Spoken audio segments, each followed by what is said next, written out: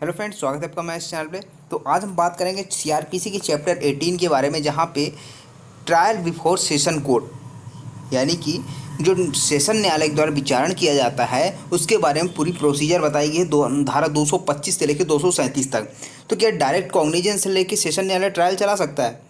तो यहाँ पर भी इस क्वेश्चन को भी आगे हम डिस्कस करने वाले हैं, ठीक है। और लास्ट में हम डायग्राम के फॉर्म में भी इस पूरे जितना भी पढ़ेंगे आज पूरा हम डिस्कस करेंगे, ठीक है। तो सेशन ट्रायल में मामले का संचालन कौन करता है, उन्मोचन कब किया जाता है एक्यूज्ड का, दंड के प्रश्न पर कब सुना जाता है, ये सारी चीज़ों के बारे में यहाँ पे डिस्कस करेंगे, ठीक है। तो चलिए स्टार्ट करते हैं। इस वीडियो को लाइक करें, हमारे चैनल को सब्सक्राइब कर बेल आइकन जरूर प्रेस करें हमारी न्यू वीडियो सबसे पहले देखने के लिए। यहाँ पे धारा 225 से स्टार्ट है आपका सेशन ट्रायल, ठीक है। लेकिन इस सेशन ट्रायल को पढ़ने से पहले कुछ चीज़ें आपको जानना जरूरी है, ठीक है। जैसे कि जो किसी भी अपराध का संज्ञान लिया जाता है वो डायरेक्ट सेशन न्यायालय द्वारा संज्ञान नहीं लिया जाता, ठीक है। किसके द्वारा? मजिस्ट्रेट के द्वारा संज्ञान लिया जाता है। 190 आप जब देखेंगे सीआरपीसी का, वहाँ पे कॉग्निजेंस के बारे में बात करता है, ठीक है। तो पहले जो मामले का संज्ञान कौन लेता है? मजिस्ट्रेट लेता है। उसके बाद किसको ट्रांसफ़र किया जाता है? सेशन न्यायालय को किया जाता है। तो जो ट्रांसफ़र वाली बात है पूरी चीज़ पहले हम देख लेते हैं सेक्शन वाइज। तो सबसे इस 225 से पहले हम 2 सेक्शन पढ़ने वाले हैं। जब मजिस्ट्रेट के द्वारा 190 में किसी भी अपराध का संज्ञान ले लिया जाता है, ठीक है, डायरेक्ट सेशन न्यायालय तो लेता नहीं है, ठीक है। तो मजिस्ट्रेट जब संज्ञान ले लेता है, धारा 200 में बताया गया कि जब अपराध अनन्यतः सेशन न्यायालय द्वारा विचारणीय है तब मामला उसे सुपुर्द कर देना।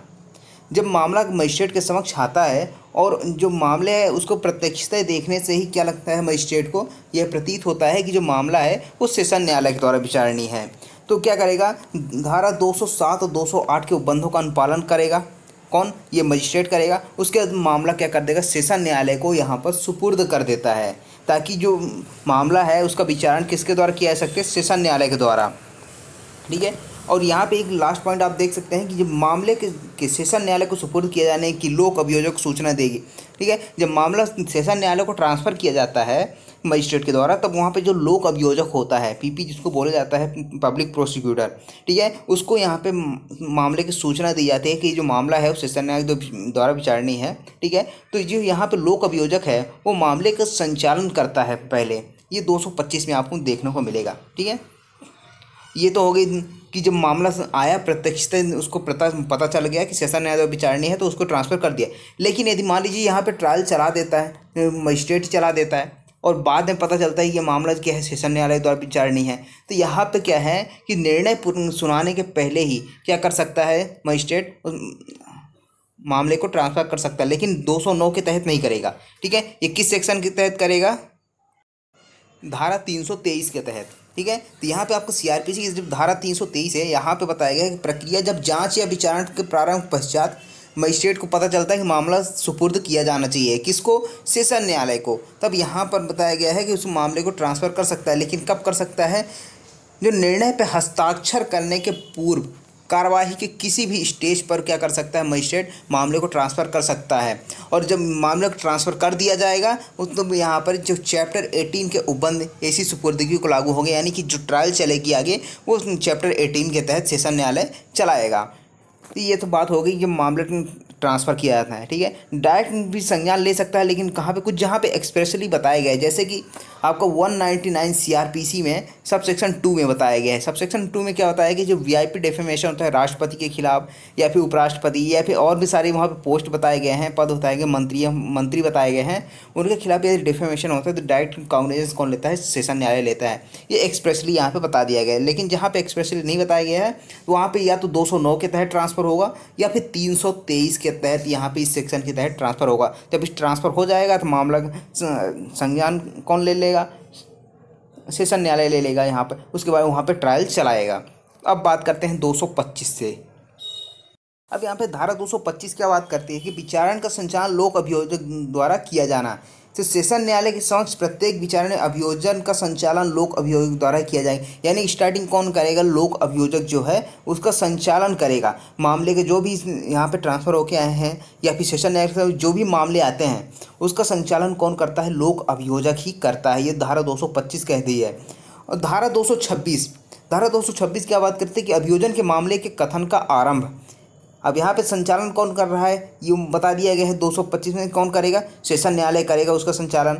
लेकिन मामले का कथन आरंभ कौन करेगा, स्टार्ट कौन करेगा, तो जब अभियुक्त धारा 209 के अधीन मामले की सुपुर्दगी के अनुसार, जैसे कि अभी हमने बताया था धारा 209 में मामला सुपुर्द किया जा रहा है, ठीक है। तो जब मामला सुपुर्द किया था 209 के तहत, तो मामले की सुपुर्दगी के अनुसार न्यायालय के समक्ष जब हम अभियुक्त हाजिर होता है, तो जब न्यायालय के समक्ष लाया जाता है सेशन न्यायालय के समय, तब अभियोजक अपने मामले का कथन अभियुक्त के विरुद्ध लगाए गए आरोपों का वर्णन करते हुए और यह बताते हुए आरंभ करेगा कि वह अभियुक्त के दोष को किस साक्ष्य से साबित करने की प्रस्तावना करता है।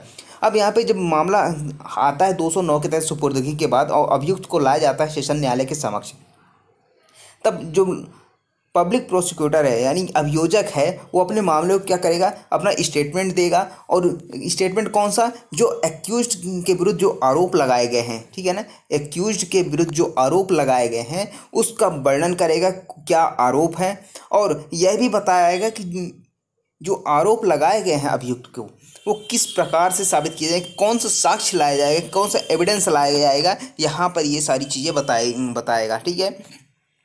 अब यहाँ पे क्या है, उन्मोचन का मतलब क्या होता है, डिस्चार्ज कर देना। जब चार्ज नहीं लगा तो उसके पहले क्या करते हैं, डिस्चार्ज, ठीक है। जब तक चार्ज नहीं लगा तब तक डिस्चार्ज होगा, लेकिन यदि जब चार्ज लग गया तो उसके बाद क्या होगा, या तो एक्विटल होगा या तो कन्विक्शन होगा, ये सारी चीज़ें रहेगी। तब यहाँ पे क्या है, यदि मामले के अभिलेख और उसके साथ दिए गए दस्तावेजों पर विचार कर लेने पर, अब मामले के जो अभिलेख आए हैं जैसे चार्जशीट वगैरह फाइल हो जाती है, कुछ डॉक्यूमेंट्स पेश किए गए हैं, उन सभी को उस पर विचार करेगा। कौन विचार करेगा, ये न्यायालय विचार करेगा कि इस निमित्त अभियुक्त और अभियोजन के निवेदन की सुनवाई कर लेने के पश्चात, और अभियुक्त को सुनेगा थोड़ी बहुत जो भी है, और अभियोजन के निवेदन की सुनवाई, अभी जो अभियोजक है वो क्या बोलता है, वहाँ पे कौन से कथन करता है, कौन सी स्टेटमेंट के तहत उस साक्ष्य लाएगा, ठीक है ना, ये सारी चीज़ें यहाँ पे होती है। उसके बाद जब सुनवाई कर लेता है, नॉर्मल सुनवाई, यहाँ पे चार्ज भी फ्रेम नहीं हुआ है, ठीक है। जब तक चार्ज फ्रेम नहीं होगा तो एविडेंस नहीं आता है। जब चार्ज फ्रेम हो जाता है तो उसके बाद एविडेंस आने स्टार्ट होते हैं, तो मेन ट्रायल वहाँ पे स्टार्ट होती है, ये तो ठीक है। अब यहाँ पे क्या है कि जब ये सारी चीज़ न्यायालय देखता है, जो अभिलेख आए हैं, जो पुलिस रिपोर्ट है, जो डॉक्यूमेंट्स आए हैं, और भी जो भी सारी छोटे मोटे जो साक्ष्य हैं जो पेश किए गए हैं, उन सब के पास क्या है कि न्यायालय की राय है कि अभियुक्त विरुद्ध कार्रवाई करने के लिए पर्याप्त आधार नहीं है, तो अभियुक्त को उन्मोचित कर दिया जाएगा, ठीक है। अभियुक्त को उन्मोचित कर देगा और ऐसा करने के अपने कारण को अभिलेखबद्ध करेगा। अब कुल मिला के यहाँ पे बात ये है कि जब मामले के अभिलेख आए हैं, ठीक है, जो डॉक्यूमेंट्स आए हैं, न्यायालय की राय है कि पर्याप्त आधार नहीं है कार्रवाई करने के लिए, किसके विरुद्ध, एक्यूज्ड के विरुद्ध, क्योंकि एक्यूज्ड को तो ही लाया गया वहाँ पे, उसी के विरुद्ध तो आरोप लगे हैं, ठीक है। उसी के आरोप के आधार पर जो भी चार्जेस लगे थे, ठीक है ना, अभी चार्जेस लगे नहीं है, नॉर्मल जो उसके एलिगेशन लगाया गया है उस अभियुक्त पे, उसके लिए कोई पर्याप्त आधार नहीं है, तो वहाँ पे अभियुक्त क्या कर दिया जाता है, डिस्चार्ज कर दिया जाता है, और अपने कारणों को क्या करेगा, लेखबद्ध करेगा। कौन, न्यायालय अपने जो भी रीजन होंगे कि क्यों उसको डिस्चार्ज किया जा रहा है अभियुक्त को, वहाँ पे अपने रीजन को रिकॉर्ड करेगा, लेकिन कारणों को लेखबद्ध करेगा, लिखित रूप में होना चाहिए, ऐसा नहीं ऑलरेडी बता दिया कि हाँ इस कारण से ऐसा कर रहे, नहीं, आपको क्या है लेखबद्ध करना पड़ेगा, रीजन लिखना पड़ेगा प्रॉपर, ठीक है, तभी आप डिस्चार्ज करेंगे अभियुक्त को। ये हो गया। अब धारा 227 पे कुछ केस है, ठीक है, आप उसको नोट कर लीजिएगा। अब यहाँ पे ये एक केस था T V Sharma versus Meera and others, ये 1980 का केस था। इसमें आंध्र प्रदेश की फुल बेंच के द्वारा क्या हेल्ड किया गया था कि धारा 227 के तहत जो सेशन जज है वो बाउंड है, यानी कि बाध्य है कि एक्यूज के खिलाफ यदि पर्याप्त आधार नहीं है आगे कार्रवाई करने के लिए, तब वहाँ पे आगे उसको उन्मोचित कर दिया जाए, किसको, एक्यूज्ड को। अब यहाँ पे बाउंडेशन लगा दी न्यायालय के ऊपर कि यदि पर्याप्त आधार ही नहीं है तो आगे कार्रवाई क्या करने, ठीक है, तो वहाँ पे आपको डिस्चार्ज करना होगा, किसको, एक्यूज्ड को। ये बताया गया था T V Sharma versus Meera and others 1980 के केस में। दूसरा केस आता है Ram Rao versus Rajasthan, state of Rajasthan, 1994 का केस है। इसमें भी सेम चीज़ बताया गया था, लेकिन थोड़ा सा इसमें अलग है कि उन्मोचन के लिए यहाँ पे डिटेल्ड रीजन बताने की ज़रूरत नहीं है, ठीक है, विस्तार में जो रीजन है वो बताने की ज़रूरत नहीं है। यदि दस्तावेज को देखने से न्यायालय को पूरा विश्वास हो जाता है कि डिस्चार्ज करना चाहिए तो वहाँ पे डिस्चार्ज कर सकता है।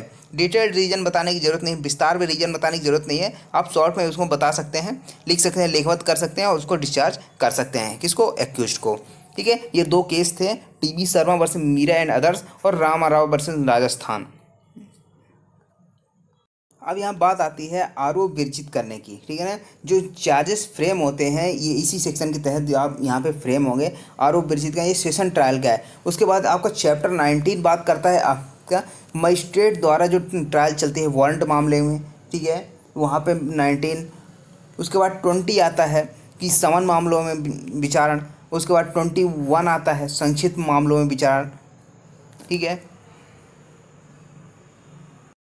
तो यहाँ पर अब 2 चीज़ें बताई गई हैं। यदि पूर्वोक्त रूप से विचार, पूर्वोक्त रूप यानी जो पहले अभी 227 में देखा गया है कि 226 में जो डॉक्यूमेंट्स देखे, सारी चीज़ देखने के बाद जो न्यायालय को लगता है कि सुनवाई के पश्चात न्यायाधीश की यह राय है कि इसे उद्धारण करने का आधार है, यानी कि ऊपर तो पर्याप्त आधार नहीं था इसलिए डिस्चार्ज कर रहा था, लेकिन यहाँ पे क्या है, पर्याप्त आधार है, उद्धारणा कर सकता है कि अभियुक्त ने ऐसा अपराध किया है। कौन सा अपराध? जो अनंत सेशन न्यायालय विचारणीय नहीं है। जो सेशन न्यायालय, ट्रायल किसके समक्ष यहाँ पे चल रही है? सेशन न्यायालय के समक्ष, और उसको लगता है यहाँ पे सेशन न्यायालय उसके द्वारा विचारणीय मामला नहीं है, तब यहाँ पे अभियुक्त के विरुद्ध आरोप विरचित कर सकता है। यहाँ पे में है, में फ्रेम चार्जेस, ठीक है, तो यहाँ पे क्या कर सकता है, जरूरी नहीं करे, और आदेश द्वारा मामले के विचारण के लिए मुख्य न्यायिक मजिस्ट्रेट को अंतरित कर सकता है।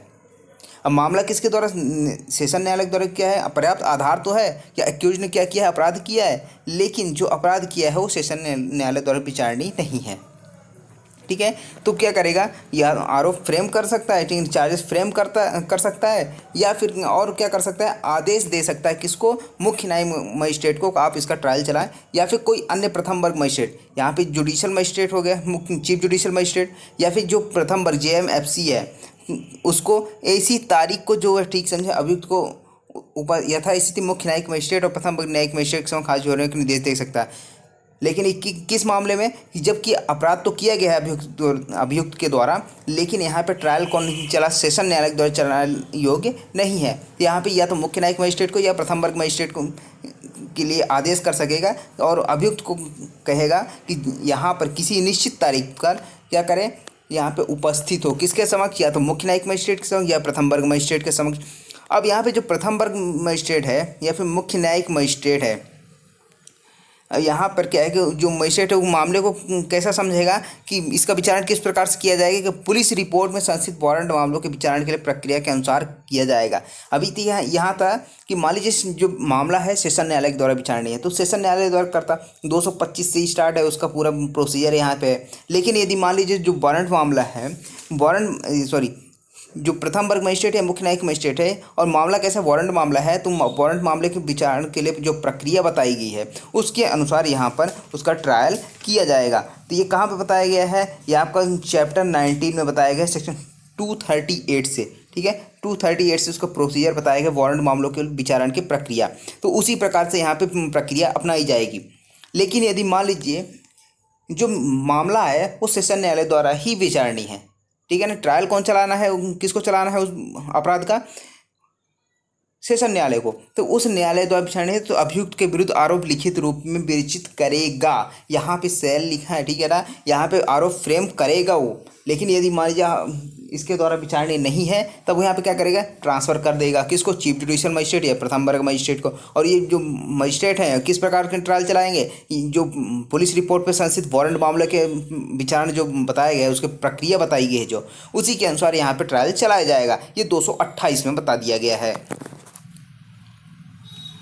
अब दूसरा पॉइंट आता है यहाँ पर कि जहाँ न्यायाधीश उपधारा 1 के खंड खा यानी सेशन न्यायालय द्वारा विचारणीय जो मामले थे उसमें आरोप विरचित कर रहा है, उसके अधीन आरोप विरचित करता है, वहाँ उस आरोप के अभियुक्त को पढ़कर सुनाएगा और समझाएगा। यानी कि जब आरोप विरचित किया जाता है ऐसा नहीं कि आपने अपने आरोप फ्रेम कर दिया, चार्जेस फ्रेम कर लिए जज ने और वहाँ पे अपने पास से रख ली, ऐसा नहीं, ठीक है। यहाँ पे जब आरोप विरचित किया जाता है तो यहाँ पे आरोप को उसको पढ़कर सुनाया जाता है, उस पर समझाया जाता है किसको, अभियुक्त को, कि आपके खिलाफ ऐसे ऐसे चार्जेस लगाए गए हैं, जैसे 323 का लगाया गया है, ठीक है, 325 का लगाया है, 302 का चार्ज लगा है, कौन सा चार्ज लगा है भाई, उसको तो पता चले कौन सा चार्ज आपने लगा दिया है। तो वहाँ पे अभियुक्त से पूछेगा कि क्या वह इस अपराध का जिस पर वो आरोप लगाया गया है दोषी होने का अभिवचन करता है या विचारण किए जाने का दावा करता है। दोषी होने का अभिवचन का मतलब क्या होता है, दोषी होने का अभिवचन का मतलब होता है कि वो अपने आरोप को स्वीकार करता है कि नहीं, ठीक है। यदि आरोप को स्वीकार करता है तो यहाँ पर 229 में दोषी होने का अभिवचन पर दोष सिद्ध कर देगा कि हाँ इसने आरोप को स्वीकार कर लिया है। यदि अभियुक्त दोषी होने का अभिवचन करता है तो न्यायाधीश उस अभिभाग को लेखबद्ध करेगा, यानी कि जो क्या है, जो अभियुक्त है वो कहता है कि मैं अपने जो आरोप है उसको स्वीकार करता हूँ, ठीक है, एक्सेप्ट करता हूँ, तो उसको क्या करेगा, जो भी अभिभाग किया जा रहा है अभियुक्त के द्वारा उसको लेखबद्ध करेगा और उसके आधार पर स्वविवेकानुसार दोष सिद्धि कर सकता है, ठीक है। ये हो गया। अब यहाँ पे क्या है, जो दोषियों ने वचन किया जा रहा है, यहाँ पर जो अपराध है उस जो आरोप लगाया गया है अभियुक्त स्वयं स्वीकार कर रहा है। तो यहाँ पे जब स्वीकार कर रहा है, खुद ही स्वीकार करे कि हमने अपराध किया है, तो यहाँ पे इसकी अपील नहीं होती है। इस जो दोष सिद्ध किया जा रहा है यहाँ पर इसकी अपील नहीं होती। ये कहाँ पे बताया गया है आपका 375 कहता है कि दोषी होने का विभाग पर दोष सिद्धि हुई है, वहाँ पे उसकी अपील नहीं होगी। लेकिन ये जो उच्च न्यायालय है उसने ऐसा कन्विक्शन किया है दोषी होने का अभिवचन पर, तो वहाँ पे कोई अपील नहीं होती। यदि मान लीजिए किसी मजिस्ट्रेट ने या सेशन न्यायालय ने, ये किसकी ट्रायल चल रही है अभी, सेशन न्यायालय की, तो सेशन न्यायालय करता है तो उसकी जो दंड दिया है, जो पनिशमेंट दी गई है उसके परिणाम के और उसकी वैधता के बारे में क्या लीगल है कि नहीं, मतलब औचित्य है वो दंड देना कि नहीं है, इसके बारे में अपील हो सकती है। लेकिन इसके जो अपील नहीं होगी नॉर्मल, ठीक है, जो दोषी होने का विवेचन है उसकी अपील नहीं होगी, लेकिन जो दंड की परिणाम और वैधता के बारे में अपील हो सकती है कि अपील जो दंड दिया गया वो सही है या नहीं। उसके बाद 230 क्या होता है, जब यहाँ पे दोषी होने का विवेचन करता है तो वहाँ पे दोष सिद्ध कर देता है, ठीक है। यदि मान लीजिए जो अभियुक्त है वो कहता है कि हम अपने आरोप को स्वीकार नहीं करते हैं, हम चाहते हैं कि अपना डिफेंस प्रस्तुत करें, ठीक है, अपना ट्रायल स्टार्ट करवाएं, अपने जो भी अपने उसके साक्ष्य हैं वो प्रस्तुत करें, क्योंकि उसने अपराध नहीं किया है, उसका कहना है किसका, अभियुक्त का। तब यहाँ पे जो न्यायालय है वो क्या करेगा, अभियोजन साक्ष्य के लिए तारीख नियत करेगा। अभियोजन साक्ष्य कौन, जो प्रोसिक्यूशन है, जो विक्टिम की तरफ से है, वो क्या करेगा, उसके लिए एक डेट डिसाइड करता है कि आप जो भी साक्ष्य हैं वो किसी एक निश्चित तारीख पर आप प्रस्तुत करें, ठीक है। तो यहाँ पे अभियुक्त अभिवचन करने से इनकार कर देता है तो या फिर अभिवचन नहीं करता है या विचारण किए जाने का दावा करता है, ठीक है ना। यहाँ से तीनों चीज़ मैंने बता दी। जो अभिवचन करने से इनकार कर देता है यानी दोषी अपने आरोपों को स्वीकार नहीं करता है, ठीक है ना, अभिवचन नहीं करता है वहाँ पे, या फिर विचारण करने का दावा करता है यानी कि कहता है कि मैं विचारण करना चाहता हूँ, या धारा 229 के अधीन सिद्ध दोष नहीं किया जाता, यानी ऊपर हमने पढ़ा जो सेक्शन दोषियों विभाग पर दोष सिद्धि, वहाँ पे इसको सिद्ध दोष नहीं किया जाता है। तब न्यायाधीश साक्ष्यों की परीक्षा करने के लिए एक तारीख नियत करता है, यानी कि जो विटनेस आए थे, ठीक है, विटनेस हैं उनके लिए जो एग्जामिनेशन होगा, एग्जामिनेशन कैसे होगा, चीफ होगा, क्रॉस होगा, री एग्जामिनेशन होगा, ये एविडेंस एक्ट की धारा है, ठीक है। तो यहाँ पर क्या है कि उनका परीक्षा करने के लिए एक तारीख नियत करेगा और अभियोजन के आवेदन पर किसी साक्षी को हाजिर होने या कोई दस्तावेज या अन्य चीज़ पेश करने के विवश करने के लिए आदेश का जारी की जा सकती है, ठीक है। सेक्शन 91 आप CRPC की देखेंगे तो वहाँ पे किसी दस्तावेज वगैरह डॉक्यूमेंट्स वगैरह पेश करने के लिए यहाँ पे आवेदन किया जा सकता है। सेक्शन 91 की एप्लीकेशन यहाँ पे लगेगी, ठीक है। तो ये हो गया। अब यहाँ पे जो तारीख नियत की गई थी वो तारीख आ चुकी है। अब 231 में क्या होता है, जो अभियोजन के लिए साक्ष्य जो प्रोसिक्यूशन है जो पीड़ित की ओर से रहता है, ठीक है, गवर्नमेंट की जो यानी कि जो अपराध होते हैं IPC के तहत जो भी है वो क्या है, स्टेट के अगेंस्ट अपराध होते हैं, यानी कि राज्य के विरुद्ध अपराध माना जाता है। तो वहाँ पे उसके लिए कौन खड़ा होता है, अभियोजन, यानी सरकार की तरफ से कौन खड़ा हो जाता है, अभियोजन, ये पब्लिक प्रोसिक्यूटर खड़ा हो जाता है। अब यहाँ पे जो डेट डिसाइड की गई, तारीख डिसाइड की गई थी, तो उसके सभी विटनेस आएंगे, उनका सब साक्ष्य लिया जाएगा, ठीक है ना, जो अभियोजन के समर्थन में पेश किए जाएंगे, यानी कि पीड़ित की ओर ये समर्थन रहेगा और किसके अगेंस्ट में रहेगा, ये अक्यूज्ड के अगेंस्ट में रहेगा। अब न्यायाधीश स्वविवेकानुसार किसी साक्षी की परीक्षा तब तक के लिए जब तक कि किसी अन्य साक्षी या साक्षियों की परीक्षा ना कर ली जाए अस्थगित करने की अनुज्ञा दे सकता है या किसी साक्षी को अतिरिक्त परीक्षा के लिए पुनः बुला सकता है। अब यहाँ पे कई सभी साक्ष्यों की परीक्षा हो जाएगी, तभी यहाँ पे क्रॉस के लिए यहाँ पे न्यायालय कह सकता है। और जो जब यहाँ पे पुनः परीक्षा होगी तो वहाँ पे अतिरिक्त प्रति परीक्षा के लिए भी साक्षी को यहाँ पे बुलाया जा सकता है। ठीक है। अब यहाँ पे जो प्रोसिक्यूशन थे उसने उनके एविडेंस तो आ गए, ठीक है ना, विटनेस जो भी थे उन्होंने साक्ष्य दे दिया। अब यहाँ पे क्या है, दोष मुक्ति होगी। अब यदि संबद्ध विषय के बारे में अभियोजन का साक्ष्य लेने, अभियुक्त की परीक्षा करने और अभियोजन और प्रतिरक्षा सुनने के पश्चात न्यायाधीश का विचार है कि इस बात का साक्ष्य नहीं है कि अभियुक्त ने अपराध किया है, तो न्यायाधीश दोष मुक्ति का आदेश अब लिखित करेगा।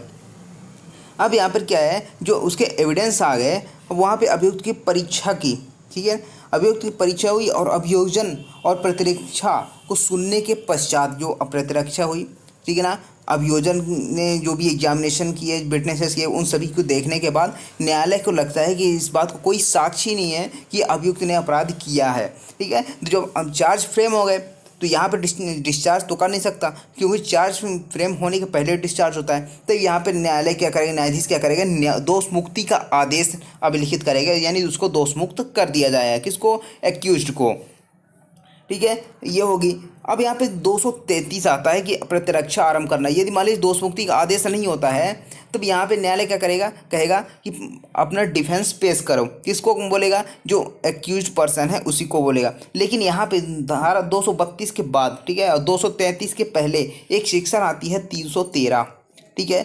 300 डिफेंस प्रस्तुत करने से पहले 313 में क्या बताया गया है कि न्यायालय के जब ये सारे साक्ष्य आते हैं तो उसके बाद न्यायालय अभियुक्त से पूछता है, एक्सप्लेनेशन मांगता है कि आपने इस अपराध के बारे में क्या कहना है आपका, ठीक है।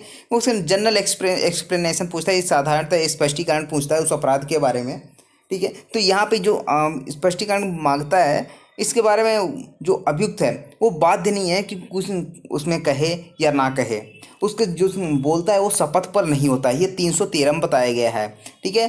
तो यहाँ पे जब 313 में एक्सप्लेनेशन हो जाती है उसके बाद अपना डिफेंस प्रस्तुत करना चाहता है तो यहाँ पे डिफेंस पेश करता है 233 में। तो जहाँ अभियुक्त धारा 232 के अधीन दोषमुक्त नहीं किया जाता है वहाँ उससे अपेक्षा की जाएगी कि अपनी प्रतिरक्षा आरंभ करे और कोई साक्ष्य जो उसके समर्थन में हो उसके पास उस पेश करे। यानी कि अभी तक तो जो साक्ष्य आए थे वो प्रोसिक्यूशन के आए थे, लोक अभियोजक जो भी है उसके आए थे पीड़ित की ओर से। अब वहाँ पे अभियुक्त आ रहा है, अभियुक्त को कहा जा रहा है कि अपना डिफेंस प्रस्तुत करें और आपके पास जो भी एविडेंस है आपको बचाने के लिए, आरोप से मुक्त करने के लिए, आपके समर्थन में जो भी एविडेंस हैं उसको आप प्रस्तुत करें। 233 में यहाँ पे।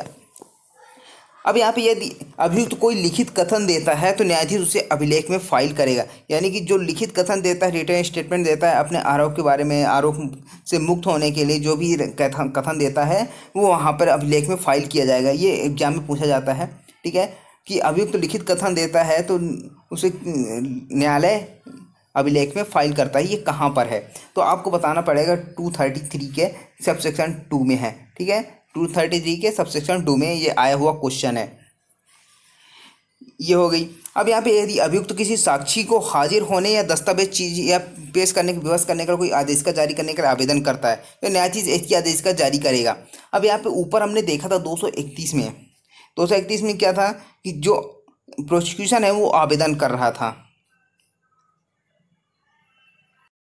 धारा 230 में जो प्रोसिक्यूशन है वो आवेदन कर रहा था कि कोई डॉक्यूमेंट पेश करना कि साक्षी को हाजिर होना। अभी यहाँ पे जो 233 है इसमें सबसेक्शन 3 में क्या बताया जा रहा है, जो अभियुक्त है वो चाहता है किसी साक्षी को हाजिर होने के लिए या फिर कोई डॉक्यूमेंट पेश करवाना है उसके लिए आदेश का जारी किया जाए तो वहाँ पर आवेदन करेगा और न्यायालय ऐसी आदेश का जारी कर सकता है, करेगा, ठीक है। जब तक कि उसका कारण ऐसे लेखबद्ध किए जाएंगे विचार न हो कि आवेदन इस आधार पर नामंजूर कर दिया जाना चाहिए, वो तंगे विलम्ब करने या न्याय को उद्देश्यों को विफल करने। यदि मान लीजिए न्यायालय को लगता है कि जो अभियुक्त तो आवेदन कर रहा है या आदेश का जारी करवाने वगैरह के लिए ये तंग करने के लिए है या फिर विलम्ब करने के लिए कार्रवाई में या फिर न्याय के उद्देश्यों को विफल करने के लिए ताकि न्याय ना हो पाए, इनजस्ट हो जाए, ठीक है ना, जस्टिस ना मिल पाए, इस कारण से यहाँ पे विलम्ब किया जा रहा है तो आवेदन को नामंजूर कर दिया जाता है। यदि ऐसा ग्राउंड है नामंजूर करने का तो यहाँ पे आदेश का जारी नहीं की जाएगी, ठीक है। ये हो गई आपकी 233।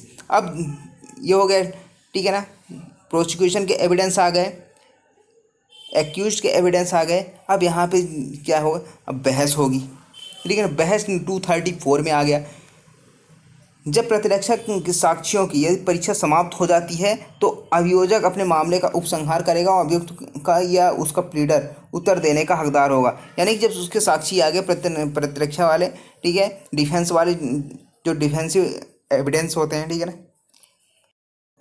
जो डिफेंस वाले जो विटनेस थे वो आ गए, ठीक है। अब उनका क्या है कि प्लीडर जो है यानी कि पब्लिक प्रोसिक्यूटर क्या है उसका परीक्षा करेगा, तो यहाँ पे जो भी उत्तर देने के लिए वो हकदार होंगे, ठीक है। परंतु जहाँ अभियुक्त या उसका प्लीडर कोई विधि प्रश्न उठाता है तो वहाँ अभियोजन न्यायाधीश के अनुज्ञा से ऐसे विधि प्रश्नों पर अपना निवेदन कर सकता है। ये इतना इंपॉर्टेंट नहीं, आप इतना याद रखें 234 में बहस है, ठीक है। अब यहाँ पे जब बहस हो जाती है तब क्या है, दोष मुक्ति होगी या दोष सिद्धि होगी। अब किसी भी मामले में दो ही चीज़ होती है, या तो उसको छोड़ा जाएगा या तो उसको दंड दिया जाएगा। अब यहाँ पे दोष मुक्ति या दोष सिद्धि का निर्णय बहस और विधि प्रश्न को सुनने के बाद, यानी कि जो विधि से रिलेटेड जो भी प्रश्न थे, क्वेश्चन ऑफ लॉ थे और जो भी बहस थे, उसको सुनने के पश्चात न्यायाधीश क्या करेगा, मामले में निर्णय देगा। निर्णय कहाँ पे देता है, आपका 353 आपका निर्णय संबंधित है जब आफ्टर टर्मिनेशन ऑफ ट्रायल, जब ट्रायल टर्मिनेट हो जाती है तब यहाँ पे 353 के तहत यहाँ पे जजमेंट दिया जाता है। यदि अभियुक्त दोषित किया जाता है तो न्यायाधीश उस दशा के सिवाय जिसमें धारा 360 के उपबंधों के अनुसार कार्रवाई करता है, दंड के प्रश्न पर अभियुक्त को सुनेगा तथा विधि की और तब विधि के अनुसार उसके बारे में दंडादेश देगा। अब यहाँ पे जब दोष सिद्ध किया जा रहा है न्यायाधीश को, तब यहाँ पे क्या है, दंड के प्रश्न पर उसको सुना जाता है। एक तो है आपका 235 और एक है 248। इन दोनों सेक्शन में क्या है कि आपका दंड के प्रश्न पर सुनने के लिए यहाँ पे प्रोविज़न बताया गया है, ठीक है। तो पहले आपका ये है 235 क्लॉज 2 में है, जब सेशन ट्रायल चल रही है और दंड दिया जाता है तो वहाँ पे दंड के प्रश्न पर सुना जाता है। दंड के प्रश्न पर सुना जाना यानी कि ये जो अपराधी है वो पहला फर्स्ट ऑफेंडर है, यानी कि उसके पहले कभी भी अपराध नहीं किया है, तो वहाँ पे कंसिडर किया जाता है कि उसको कम सज़ा हो, ठीक है, या फिर अपराधी परिवीक्षा का उसको लाभ मिले। तो यहाँ पे ये सारी चीज़ें यहाँ पे रहती हैं, ठीक है। तो ये हो गया दंड के प्रश्न पर सुनना। अब यहाँ पे पूर्व दोष सिद्धि, अब पूर्व दोष सिद्धि को आप यहाँ से कनेक्ट कर सकते हैं 298 से।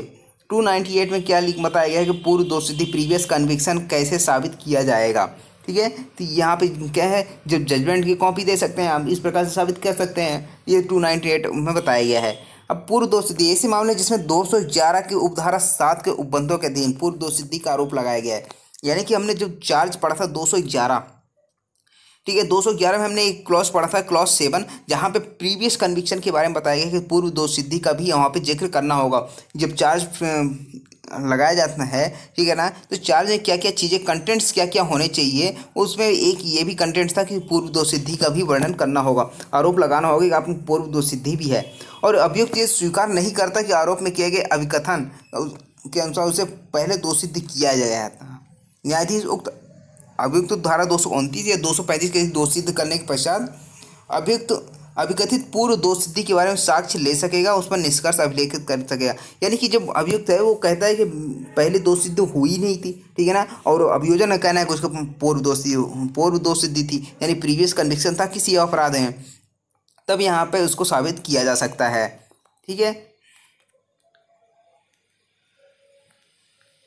उसके बाद इतना इम्पोर्टेंट नहीं, ये धारा 237 काफ़ी इंपॉर्टेंट सेक्शन है, जो आपने 199 का क्लॉज 2 पढ़ा था, ठीक है ना, सबसेक्शन 2 पढ़ा था, वीआईपी डिफेमेशन से रिलेटेड। अब यहाँ पे जो डिफेमेशन होता है वो कॉग्निजेंस कौन लेता है, न्यायालय, सेशन न्यायालय लेता है। अब सेशन न्यायालय लेता है, वो कब लेता है, जो डिफेमेशन हुआ है उसके 6 महीने के अंदर क्या करना होगा कि लोक अभियोजक जो है उसको आवेदन करना होगा, तब यहाँ पे संज्ञान लिया जाएगा, ठीक है। तो इसी के बारे में यहाँ पे प्रोसीजर बताया गया है। तो 199 को उपधारा 2 के अधीन अपराध का संज्ञान करने वाला सेशन न्यायालय मामले का विचारण मजिस्ट्रेट न्यायालय के समक्ष पुलिस रिपोर्ट से भिन्न आधार पर संस्थित किए गए वारंट मामलों की परीक्षा के अनुसार करेगा।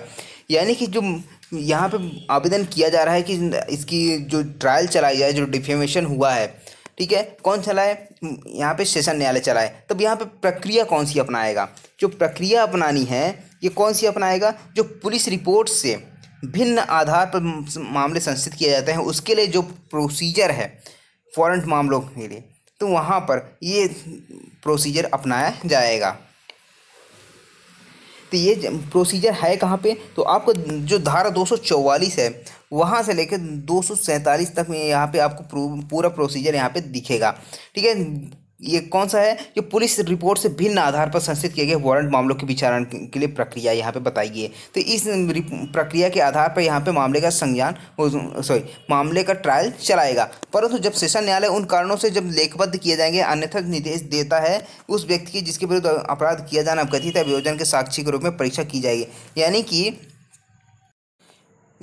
यदि न्यायालय ऐसा निर्देश नहीं देता है, डायरेक्शन नहीं देता है, तब यहाँ पे क्या किया जाएगा, जो जिसके विरुद्ध अपराध का किया जाना अभिकथित है, जिसके विरुद्ध अपराध हुआ है, ठीक है, उसको क्या किया जाएगा, अभियोजन के साक्षी के रूप में परीक्षा की जाएगी। यानी कि जो राष्ट्रपति के खिलाफ है, जो उनके अगेंस्ट में अपराध हुआ है, तो उन्हीं के क्या हुआ, एक विटनेस के रूप में वहाँ पे उनकी परीक्षा की जाएगी। अब यदि विचारण के दोनों पक्षकारों में से कोई ऐसे वांछा करता है या न्यायालय से ऐसा करना ठीक समझता है, तो इस धारा के अधीन प्रत्येक विचारण बंद कमरे में किया जाएगा। ठीक है, ये जैसे राष्ट्रपति के खिलाफ डिफेमेशन का मामला है, तब यहाँ पे पब्लिकली तो नहीं होगा इसका ट्रायल, वहाँ पे बंद कमरे में भी किया जा सकता है। यदि मान लीजिए दोनों पक्षकारों में से कोई भी चाहता है कि बंद कमरे में किया जाए, तो यहाँ पे बंद कमरे में किया जाएगा। अब ये बताइए, ये तो बंद कमरा खुला न्यायालय, यानी कि खुला न्यायालय कहाँ पर बताया गया है, CRPC में। तो आपको बताया गया 327, ठीक है, ये CRPC में है। और CPC की बात करें तो 153B में खुला न्यायालय से संबंधित यहाँ पे प्रावधान बताया गया है। ठीक है, तो आप इसको देख सकते हैं। तो यहाँ पे बंद कमरे में किया जा सकता है, लेकिन कब, जब दोनों पक्षकार में से कोई ऐसी वांछा करता है, यानी इच्छा जाहिर करता है कि ऐसी जो प्रोसीडिंग है पूरी बंद कमरे में की जाए, तो यहाँ पे किया जा सकता है। अब यहाँ पे एक चीज़ यहाँ पे इंपॉर्टेंट, जो सबसेक्शन 4 है, सबसेक्शन 4 क्या बात करता है कि यदि न्यायालय इस प्रकार निर्दिष्ट व्यक्ति द्वारा दर्शित किसी कारण को लेखबद्ध करेगा और उस पर विचार करेगा कि उसका समाधान हो जाता है कि अभियोग लगाने का कोई उचित कारण नहीं था, यानी कि जो अभियोग लगाया गया है किसी व्यक्ति पर कि उसने डिफेमेशन किया है, मानहानि की है, तो वहाँ पर उसका उचित कारण ही नहीं है अभियोग लगाने का, तो वहाँ पर वह 1000 रुपये से अधिक इतनी रकम की जितनी अवधारित करें प्रतिकर का उस व्यक्ति द्वारा अभियुक्त को उनमें किए जाने, मतलब 1000 रुपये तक के यहाँ पे क्या कर सकता है, जुर्माना लगा सकता है, प्रतिकर लगा सकता है कि आप उसको प्रतिकर दें 1000 रुपये तक का। ये हो गई आपकी। अब यहाँ पे बात करें, अब यहाँ पे उपधारा 4 में जो प्रतिकर लगाया गया है उसका उपधारा 7 में एक पॉइंट बताया गया है कि उपधारा 4 के अधीन प्रतिकर देने के लिए जिस व्यक्ति को आदेश किया जाता है वह आदेश, उस आदेश की अपील जहां तक वह प्रतिकर के संदाय के संबंध में उच्च न्यायालय में कर सकता है। यानी 1000 रुपये तक का जो प्रतिकर यानी कंपनसेशन की बात की गई है उसकी अपील कर सकता है भैया। ठीक है, तो अपील कहाँ करेगा, हाई कोर्ट में अपील करेगा। सेशन न्यायालय की अपील कहाँ होती है, हाई कोर्ट में होती है। ठीक है, तो यहाँ पे हाई कोर्ट में अपील कर सकता है कि नहीं, ऐसा जो प्रतिकर का संदाय है वो हम नहीं दे सकते। ठीक है, तो यहाँ पे उसकी अपील कर सकता है। ये हो गया आपका 237 पूरा कंप्लीट हो गया। ये जो इम्पोर्टेंट है मैंने पूरा बता दिया है। ठीक है, ये सेशन न्यायालय का ट्रायल है। और डायग्राम को फॉर्म में हम बात करें, डायग्राम फॉर्म में समझते हैं सेशन ट्रायल राइटिंग बहुत ज़्यादा ख़राब है। आप मैं पढ़ के बता देता हूँ, आप बना लेना आप पूरा डायग्राम। ठीक है, पहले तो हमने पढ़ा तो 225 जहाँ पे मामले का संचालन कौन करता है, लोक अभियोजक करेगा। ठीक है, प्रत्येक सेशन ट्रायल, प्रत्येक जो भी सेशन न्यायालय के समय विचारण होगा सबसे कौन करेगा, लोक अभियोजक। अब 226 बात यह है कि जो मामले का कथन कौन आरंभ करेगा, लोक अभियोजक करेगा। और किस साक्ष्य से साबित करेगा कि वह दोषी भी है। ठीक है, ये सारी चीज़ 226 में होगी। उसके बाद आता है 200, यहाँ पे 2 पॉइंट बताए गए हैं कि यदि मान लीजिए पर्याप्त आधार नहीं है तो वहाँ पे जो साक्ष्य आए थे अभी, ठीक है, जो डॉक्यूमेंट्स आए थे, जो भी अभिलेख आए थे, उनको देखने के बाद लगता है पर्याप्त आधार नहीं है तो अभियुक्त को उन्मोचित कर दिया जाएगा। लेकिन यदि मान लीजिए आरोप जो पर्याप्त आधार है तो वहाँ पे क्या किया जाएगा, आरोप विरचित किया जाता है। ठीक है, आरोप विरचित करने के बाद न्यायालय पूछता है अभियुक्त से कि आपने अपराध किया है या नहीं, दोषी होने का अभिवचन करते हैं या प्रतिरक्षा करना चाहते हैं। यदि मान लीजिए दोषी होने का अभिवचन करना चाहता है तो यहाँ पे उसको दोष सिद्ध हो जाएगी। यदि इनकार करता है तो अभियोजन 230 में अभियोजन साक्ष्य के लिए एक डेट डिसाइड की जाती है, तारीख डिसाइड की जाती है कि जो प्रोसिक्यूशन है वो अपना एविडेंस लाए। अब यहाँ पे जो एविडेंस आ रहा है,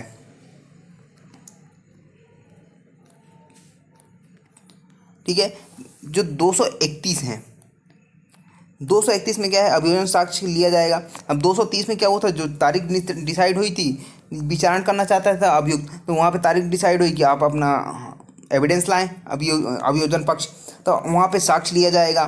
ठीक है, यहाँ पे साक्ष्य की परीक्षा की जाएगी। उसके बाद दोष मुक्ति किया जाएगा। 232 में क्या है कि दोष मुक्ति, यदि साक्ष्य नहीं है कि अपराध किया गया है, यदि पर्याप्त विश्वास है कि उसके न्यायालय को यहाँ पे कोई भी साक्ष्य है ही नहीं उसके खिलाफ कि उसने अपराध किया है, तब यहाँ पे क्या किया जाएगा, उसको दोष मुक्त कर दिया जाएगा 232 में।